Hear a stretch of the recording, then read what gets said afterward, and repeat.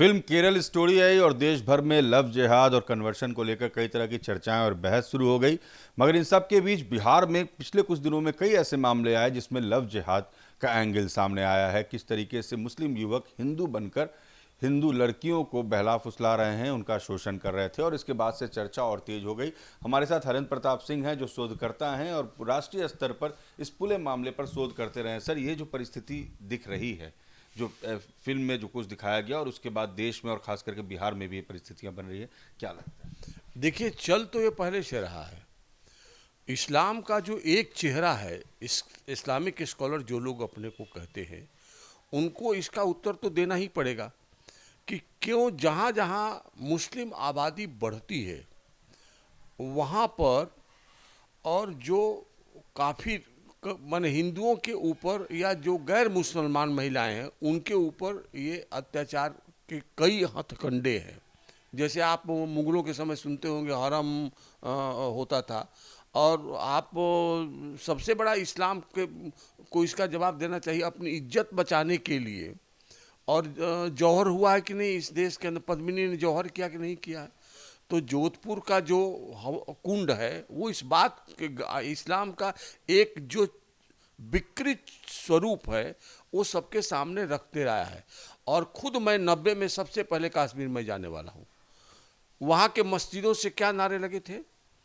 वहाँ नारे लगे थे, हमें चाहिए आज़ादी, पुरुषों के बंद महिलाओं के संग। माने पुरुष हिंदू छोड़े। मेरे पास फोटोग्राफ्स है कश्मीर के 90 के। हिंदू महिलाओं के ऊपर कश्मीर के अंदर क्या क्या अत्याचार हुए इसकी अलग कहानी है। अभी अफगानिस्तान तो चल ही रहा है, इस पर मुस्लिम कोई स्कॉलर नहीं बोलता है। और जो लोग गंगा जमुना तहजीब की बात करते हैं, ये तो फ्रॉडबाजी करके। और लव जिहाद का अभी जो मामला आया है, लोग कहते हैं कि अरे भाई ये तो प्यार का मामला है। प्यार का मामला नहीं है। इस्लामिक आक्रमण के कई जो प्रकार हैं उसमें एक ये है कि दूसरे की महिलाओं को छीनो। बाजार लगाते थे। आईएस क्या करता था? महिलाओं का बाजार लगाता था। अफगानिस्तान के अंदर मुसलमान अपने महिलाओं के ऊपर ही क्या कर रहे हैं, चूंकि अब तो वहाँ कोई दूसरा बचा हुआ नहीं है। केरल के अंदर आश्चर्यजनक ही है, इसका उत्तर देना चाहिए। 10 बरस के अंदर केरल के 2 जिले ऐसे हैं, एक इडुक्की है, दूसरा पठानीमिथा है, जहां हिंदू महिलाओं की जनसंख्या बढ़ने के बदले 10 साल में घट गई है। और ये जो कश्मीर है, कश्मीर के अंदर हिंदू आज इतना डरा हुआ है कि कोई अपनी बेटी बहन को वहाँ रखता नहीं है। 1991 की जनसंख्या जनगणना नहीं हुई है। 2001 की जनगणना में कुल 1 लाख वहाँ हिंदू थे, 1,09,62 हिंदू थे घाटी में। मात्र उसमें केवल 10,020 महिलाएं थी। और 2011 में बढ़ी भी एक मन हिंदू जो लौटे कुछ, तो महिलाओं को लेकर नहीं जाते। 1,68,000 में वहाँ अभी 15,764 महिलाएं केवल है।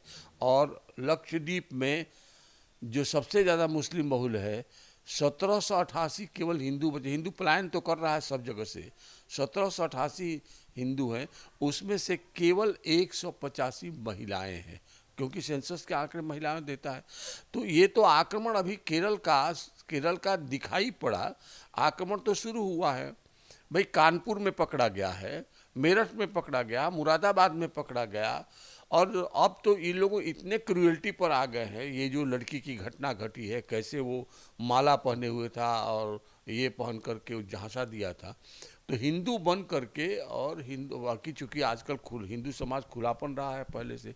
और सबसे अंत में मैं आपको एक बात बताता हूँ, भारत पर इस्लामिक आक्रमण के पहले क्या पर्दा प्रथा थी कि? कहाँ हमारी कोई माँ लक्ष्मी हमारी क्या पर्दा में थी क्या?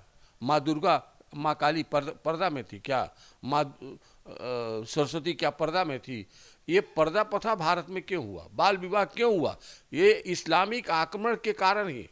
हमारी बेटी बहन पर इस्लामिक आक्रमणकारियों का जो नज़र था, उससे बचाने के लिए ये सब विकृति समाज ने ली। लेकिन जिस तरीके से सर बिहार में भी मामले दिख रहे हैं, आपने इस पर भी रिसर्च किया था कैसे सीमांचल के इलाकों में मुस्लिम आबादी बढ़ी है, हिंदू आबादी कम हुई है, तो यहाँ पर भी अब जो लव जिहाद के मामले सामने आ रहे हैं, चंपारण में हमने देखा है, पटना के फुलवारी शरीफ में मामले आए हैं। मोतिहारी यहाँ तो खुला खेल शेरबादी का शुरू हो गया है, क्योंकि यहाँ की सरकार जो 32 सालों से, जो 33 साल से सेकुलर सरकार है, उसके विषय में उसके पास ये एजेंडा नहीं है। तो मैं तो ये कहता हूँ कि जो भी विदेशी विचार भारत में आया है, चाहे कम्युनिज्म हो, चाहे सोशलिज्म हो, चाहे इस्लाम हो, चाहे क्रिश्चियनिटी हो, उनको गंगा जमुना तहजीब की जो बात होती है वो साबित करें कि गंगा जमुना तहजीब पर उनको विश्वास है क्या। ये किसी का विश्वास नहीं है, मैं आपको बता रहा हूँ। बिहार में परिस्थिति क्यों है? बिहार की तो पिछले 32-33 साल से सरकार यही चल ही रही है, सेकुलर सरकार है ना। यहाँ सार आप पहले बताइए ना, पीएफआई का सेंटर बना हुआ था फुलवारी शरीफ। प्रधानमंत्री को यहाँ 27 अक्टूबर 2013 को मारने की योजना बन रही है, फिर आप 12 जुलाई को प्रधानमंत्री आ रहे हैं, यही योजना बन रही है। और जो पकड़ा गया है एक रिटायर्ड दरोगा, वो तो बताया कि हम एटीएस के 2 विंग के 2 इंचार्ज से मिले भी हैं, मेरे पास पेपर कटिंग है। वो कौन इंचार्ज एटीएस के 2 लोग थे? सरकार ने कोई एक्शन लिया क्या? पीएफआई का मुख्यालय था आपको पूर्णिया में। अगर एनआईए गिरफ्तार नहीं करे तो आज कम से कम 12 जुलाई से देखिए 1 साल होने का आया है। बिहार सरकार की पुलिस ने किसी को गिरफ्तार किया है क्या? नहीं किया है। सरकार इस पर कुछ करेगी नहीं ना। वोट बैंक का सवाल है ना। वोट बैंक से अगर आप देखेंगे तो देश का ये स्वरूप जो आज है, ये देश में एक और विभाजन की रेखा बना दी गई है। बिहार में चर्चा इस बात को लेकर भी हो रही है कि लव जिहाद को लेकर कानून बनना चाहिए, कुछ कड़ा रवैया अपनाना चाहिए सर। कुछ नहीं करेंगे। अब बना भी देंगे तो कोई एक्शन में नहीं आएगा, क्योंकि जो पदाधिकारी काम करेगा उसको तुरंत ट्रांसफ़र कर दिया जाएगा। मैं आपको बताता हूँ, मेरे पास वो भी जानकारी है कि जो थोड़ा सा कटिहार और पूर्णिया में जो ऑफिसर थोड़ा सा घुसपैठ पर, भाई वहाँ पर नकली पासपोर्ट बने, पाकिस्तान का आतंकवादी वर्षों से आकर के वहाँ रह रहा है, ये आपको मालूम नहीं? आपकी इंटेलिजेंस क्या कर रही है? आपका ये कहना है हरिन जी कि केरल में, जम्मू में, पांडिचेरी में जो स्थिति हो रही है वो बिहार जैसे राज्यों में भी हो सकती है? हो रही है, पहले से चल रही थी। अब आपने पकड़ लिया, आप बधाई के पात्र हैं। जैसे क्रिश्चियनिटी को एक दिन में नहीं, आप जब आए मैंने आपको बताया, आप जाकर के खोजे तो बिल्कुल सत्य निकला।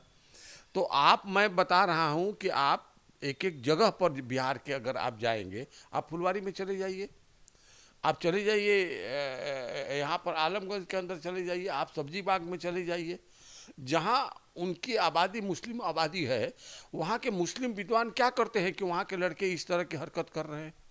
भाई मुस्लिम स्कॉलर को आगे आकर के कैसी आपने सुना है क्या मुस्लिम स्कॉलर अफगानिस्तान के तालिबान की निंदा करें? नहीं करते हैं। ये परिस्थिति खतरनाक है आज की तारीख में। नहीं, ये उनके युद्ध का एक हथियार है, इस्लामिक आक्रमण का ये एक युद्ध है, लव जिहाद, जिससे उनकी जनसंख्या को, हिंदू महिलाओं को किसी तरह से या तो जबरदस्ती फंसा करके ले आओ या उनको किडनैप करो, उनकी इज्जत लूटो।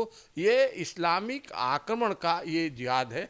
मैं तो कहूँगा कि जो अपने को इस्लामिक सचमुच कहते हैं कि इस्लाम शांति का संदेश देता है, वो सामने निकल कर के आए और कहें कि इन लड़कों को फांसी की सजा होनी चाहिए। चलिए, तो हरेंद्र प्रताप ने बहुत ही विस्तार रूप से इस पूरे मामले पर शोध किया। उनका कहना है कि जो स्थिति घाटी में है, जो स्थिति पांडिचेरी में है, जो स्थिति केरल के कुछ जिलों में है, वो स्थिति बिहार में भी हो सकती है। ज़रूरत है इस पर लगाम लगाने की। अगर कानून बनता है तो उसको सख्ती से उस पर कार्रवाई करने की, और हिंदू स्कॉलर के साथ साथ मुस्लिम स्कॉलर्स भी आगे आएँ और समाज में इस तरह की कुरीतियों पर कैसे पाबंदी लगे, इस पर बात करें। वीडियो जर्नलिस्ट राकेश के साथ रजनीश सिन्हा, न्यूज़ नेशन पटना।